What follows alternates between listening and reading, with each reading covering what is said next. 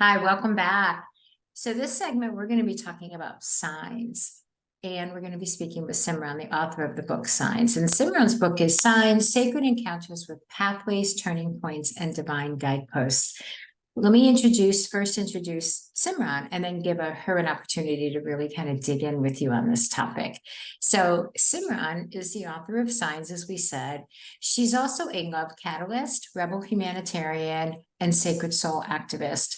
Simran is the #1 rated host of 1111 Talk Radio and publisher of the Nautilus Award-winning 1111 magazine. Simran creates art, online courses, has, I believe, 6 other books published, and other media to bridge humanity's experience and expression. So, Simran, welcome to Common Sentience Day on CAN. What an exciting day today to celebrate all of Common Sentience, both as the books that have been created, but also the Common Sentience that is rising on the planet. Oh, I like that. I like that. Yeah, there's a really great energy around it. And I feel that people are really starting to, to kind of vibe up into the energy, and they get it. So let's talk about signs though, because I feel like these, just like your subtitle says, divine guideposts, right? I feel like signs are one of the main entry points for people to start paying attention, as they start looking and seeing the connectedness with the universe. But I remember when we first started talking about your book, because signs are seen by so many people, or people have so much of a relationship already, we were like, well, but how do we bring it deeper? How do we bring it more expansive? How do we really bring the topic of signs to people? So it's not just kind of your grandmother's signs book, if you'd say. So, and you really did when you brought this book. So we'll talk about that, but we'll start with, what are signs? What are the way you explain signs? I love this topic because signs really are a personal growth path in and of themselves. And just as you said, Ariel, people, when they are starting to open up or in that midst of challenge and really asking for help, the first things they start to receive are signs. And these are both ordinary and extraordinary. They are these moments that arise where all of a sudden the things that we've asked for kind of intersect with the outside world, whether it is through people, through places, experiences, or particular things. And they cause us to pause in a way that we start to wonder, is that a sign? So it starts to develop what I used to call conversations with the universe. It starts to develop this interaction and this burgeoning trust with life outside of us. And we live in a time right now where so many people are feeling anxiety or fear, that to be able to tap into the outer world in a way to know that it is supportive is really, really powerful. So signs begin appearing as we begin opening, and it becomes this dialogue, both on the inner and the outer, that allows us to personally grow and expand and start to reconnect to a lost part of ourselves, which is also the greater universe. And the book, we talk about them being sacred encounters because that's exactly what they are. Signs, in essence, are mirrors of you. They are the way the world is speaking to you about you, mirroring exactly where you are, whether it is on the conscious level or on the subconscious level. But they're arising to help you know yourself better. And as you do, they become this barometer that help you to see how you're personally growing, or the direction in which you need to grow, whether it's physical, mental, emotional, spiritual, or all of the above.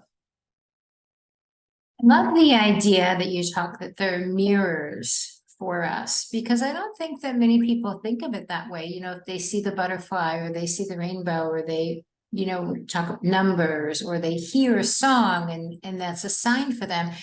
We think of them as pointers or something to pay attention, or a message for us, not necessarily about us. Does that make sense? Yes, and that's why I think that my perspective and in wanting to bring this work out into the world from when I first started is so important, because we live in a world where we think we are seemingly separate. And we all want to talk about oneness. We all want to talk about love and coming together and bridging the gaps that exist.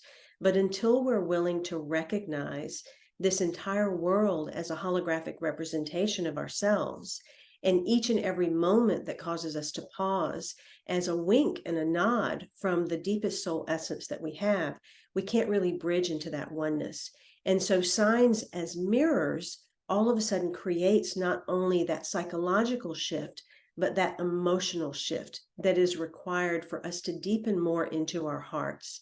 And initially, that becomes a way that people can start to connect the inner and the outer. It will be a little bit more linear as they start, but the more they discover the signs, particularly the ordinary ones that are in their midst, they'll start to see how related their inner world is to their outer world.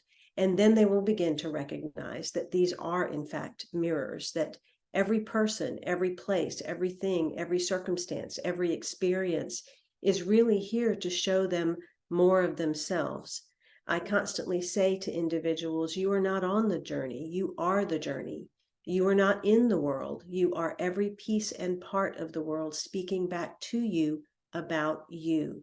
And that's really what the signs are about. And once you begin to realize that, you then stumble onto the greater idea that these are not individual signs, but in fact are actually connected and stringed together as dots, as conversations, as long paragraphs that actually guide you forward in your own personal growth and soul direction. So let's continue that thought. Let's continue that connection. I mean, even in the subtitle, it says pathways, turning points, divine guideposts. Those are your words. You know, you suggested the subtitle, and I was like, I love it. Even without knowing at the time, you know, until I really deepened into your work, that you were really talking about this larger connection across time. So let's talk about that. Yeah, so individually, each sign is a sacred encounter, but these sacred encounters appear in a variety of ways.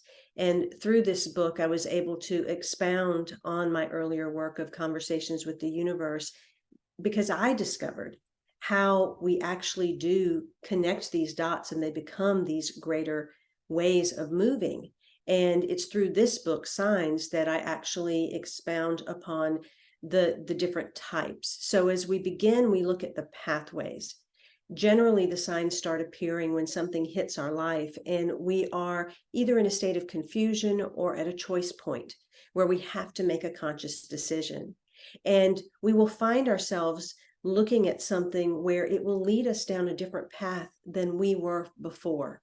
So those pathways shift us. And the pathways can be anything like all of a sudden constantly seeing a set of numbers that you've not seen before and allowing that to be inside of you and create a pause, just like 1111 did for me, which then sends you down a different path of exploration or growth or understanding. These pathways will often redirect you toward your soul path instead of where you got misdirected on the ego path or the conditioned path of life. And then there's a second type, which is the turning points. Now, we all have those moments in our lives that kind of tap us on the shoulder in a very firm way. Some of us hit us on the bottom, and some of them knock us down off of our feet.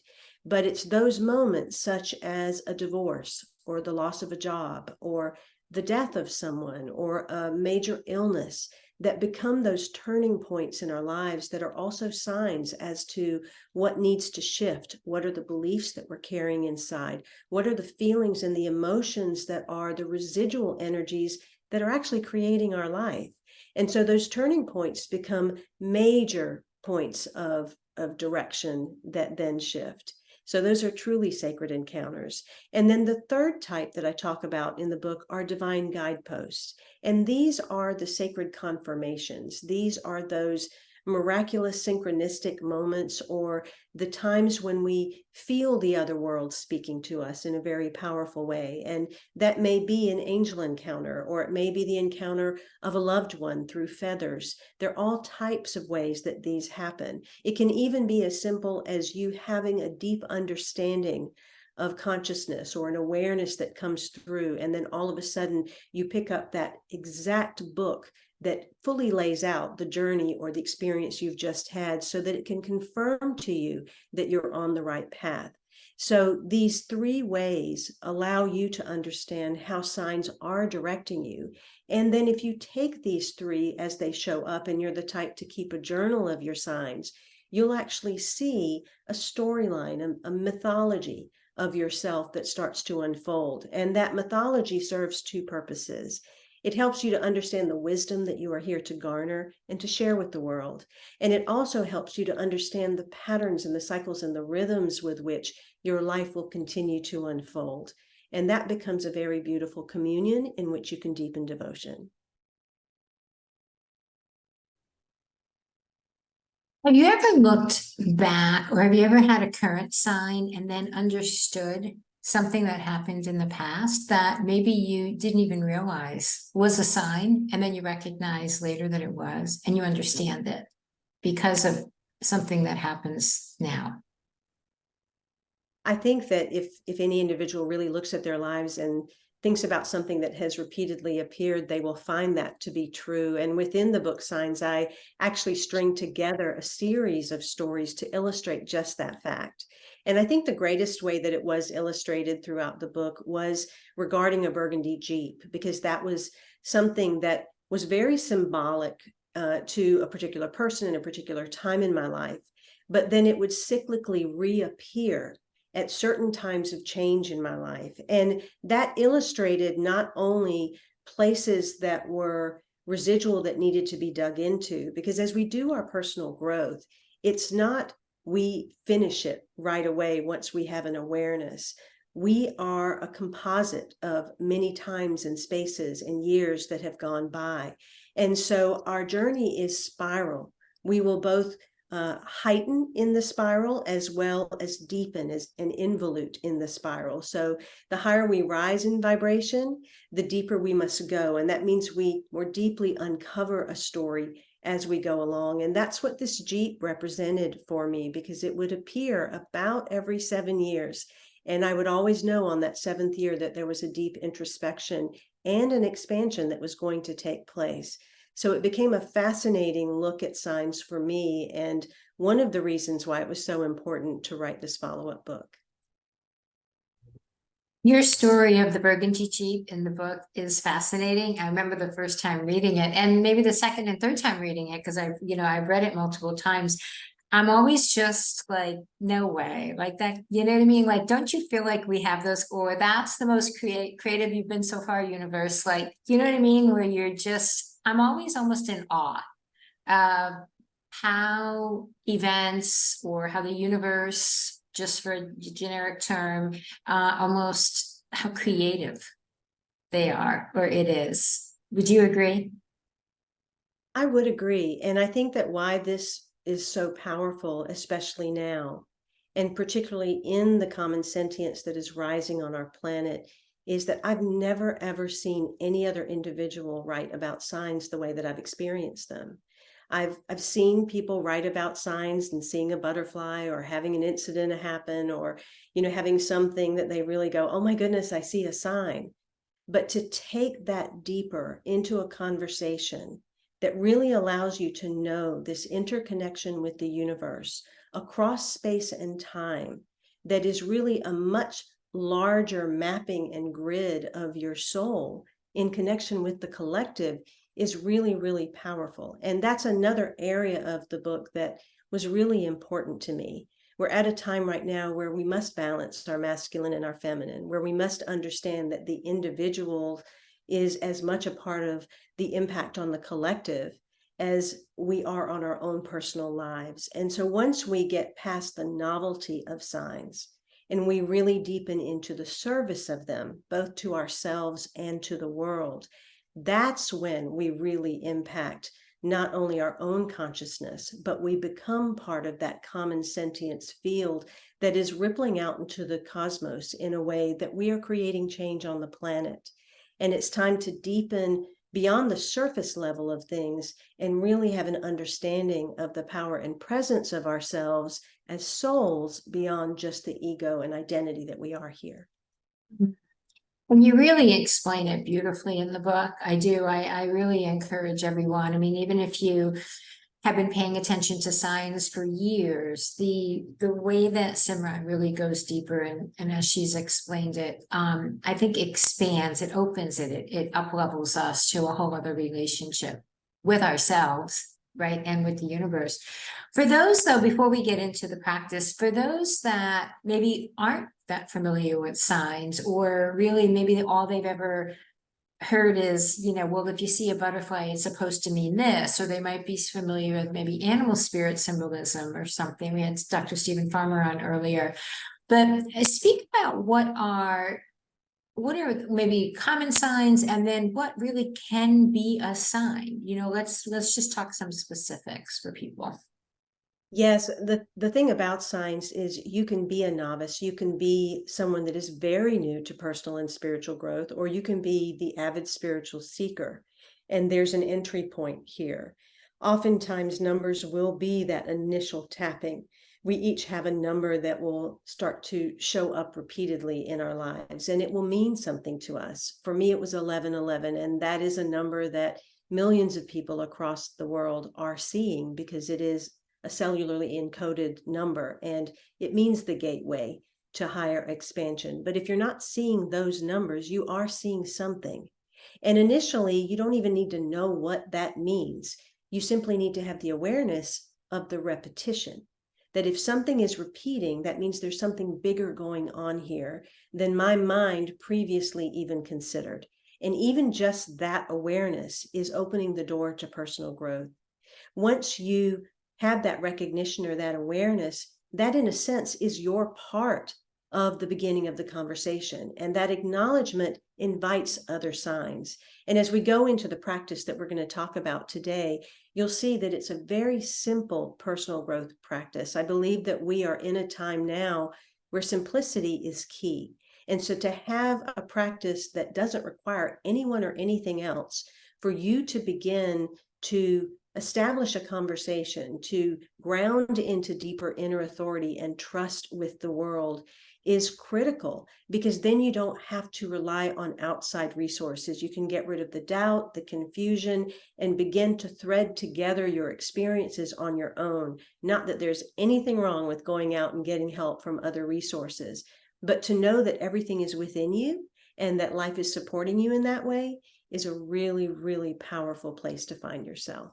And once you see numbers and things like that, you might start to see birds or other types of animals. You might start to receive books where the titles or the content means something, or hear a song as you're riding down the road and that song happens to answer that exact question that you were looking for. Or perhaps you bump into someone and they speak to you the prayer or the words that you really needed to hear.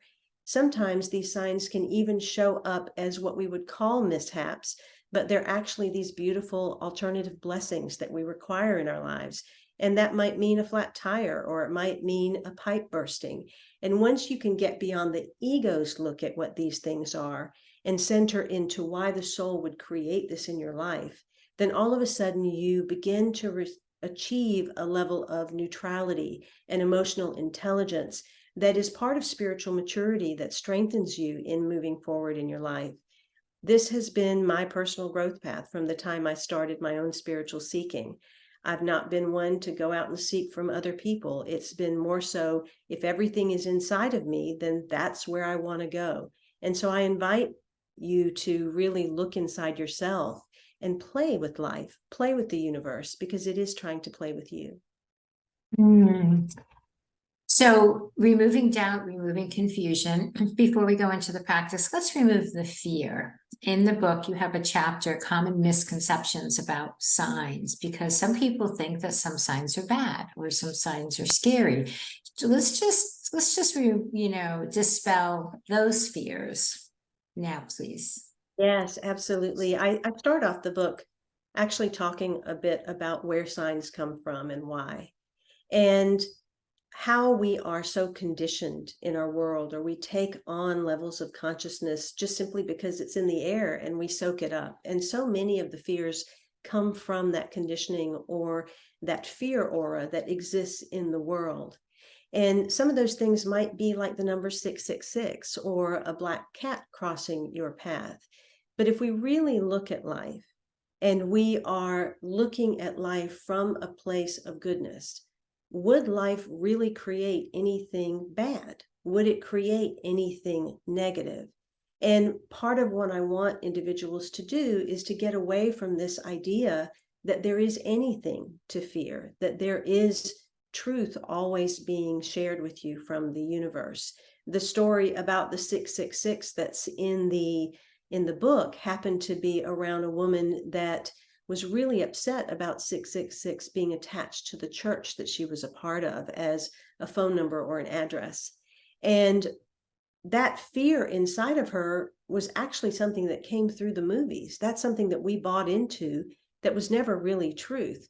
Because if you actually knew what 666 meant angelically, it's a very positive number. And it's actually a number that represents the drawing in of people to the light, to places of spirituality. So what better place could it be than for a church? And so I want to dispel some of these things so that as individuals move towards their signs or they have something appear, whether it's a black cat, 666, a flooding of their basement, that they start to realize that I'm on life support. Life is always supporting me. It is always here for me. And if this has happened, it is trying to get me toward a different direction or give me an awareness that I'm not aware of at this time so that I can rise into my highest self. And once we start looking at life in that way, instead of the doom, gloom, fear-mongering way, then all of a sudden life is able to bring us even more that we will see more powerfully and more positively because we've started to understand that life is there for us. I love that. Thank you for dispelling that fear, because I hear it a lot too. I have people asking me, or they get scared, and then it impacts or inhibits their ability to really deepen and go further, in their inquiry.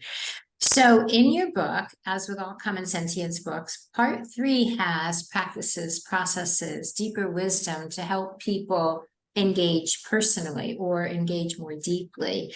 And you have a number of practices in part 3. But the one that I was, wanting to do today, which I think is perfectly aligned with our conversation, is the one that's titled Staying in the Inquiry on page 209. So I'd like to ask you to lead us through that, if you would, please. Absolutely. This is a foundational practice. This is actually what I began when I started encountering my own conversations with the universe. And when I saw that the 1111s were appearing so rapidly and repeatedly, then I started to wonder how many other ways is the universe actually speaking to me?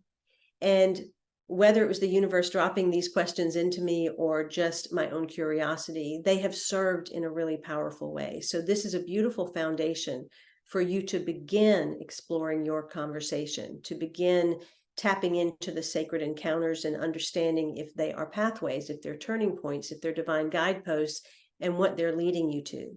And so there's a set of 5 questions. And the very first one would be, where is that in me? So I want you to pause for a moment, close your eyes, kind of connect to something that has been repeatedly appearing for you. It may have repeated today or across the last week, or over time, it's something that you've always noticed has shown up. It might be a particular address number that you've always had, or a grocery store receipt number that appears, or a bird that always appears. Whatever that is, I want you to put that in your mind's eye, and I want you to put that in your heart. And then ask yourself the question, where is that in me? And right away, you're going to get certain descriptives or adjectives as to how you would, I'm going to use the word judge or view that. And so let's say it is a cardinal, and it's a really bright red cardinal that you had. So when you see that thing, it's going to have a certain descriptive to it. So take whatever it is that's in your heart and ask, where is that in me? The next question that you're going to ask is, what is that showing me about me. So whatever that person, place, thing, or experience is, if you were to look at it as a mirror, what is the reflection of this showing you about you?